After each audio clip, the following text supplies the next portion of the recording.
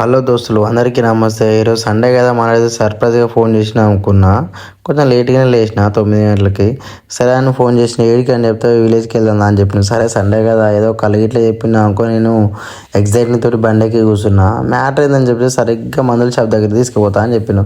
మందుల షాప్ అంటే మనడు తెలుగులో మాట్లాడుతుండలే అది ఇది అని నేను అనుకున్నా, కానీ తీసుకుపోయి మనం మాత్రం వైన్ దగ్గరే అనుకున్నా. తీరా తీసుకెసరికి మందుల షాప్ అంటే మన విలేజ్లో పత్తి చేనుకు వరి చేనుకు కొట్టే మందుల షాప్ దగ్గర ఆపిండు. ఏంది కథ అని చెప్తే, మందు కొట్టాలి ఆల్రెడీ డాడీ కాల్ చేసిన అని చెప్పినాం.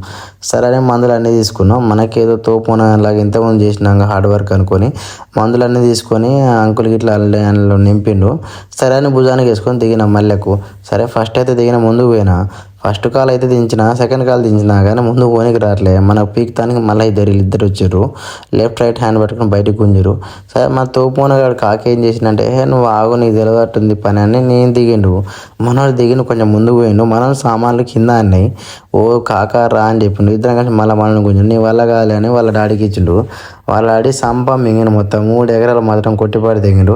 కానీ చాలా రోజులు అవుతుంది హార్డ్ వర్క్ చేయక. ఎందుకంటే మనకు కొంచెం ఒళ్ళు సుఖానికి మరిగింది, మనకు అర్థం కావట్లే. కానీ వాస్తవానికి హార్డ్ వర్క్ చేసిన బాడీ మొత్తం సెట్ అయిపోద్ది. సరే నా అక్కడ నుంచి గౌన్లైనా కాల్ చేసినాం, కాళ్ళు గిట్ల చెప్పినాం, ఆర్డర్ చెప్పినాం. ఒక 2 బాటిల్స్ అయితే సెట్ అయిపోయింది. అంతా మనోడు వచ్చిండు. వీడియో నచ్చినట్లయితే లైక్ చేయండి, షేర్ చేయండి, కామెంట్ చేయండి.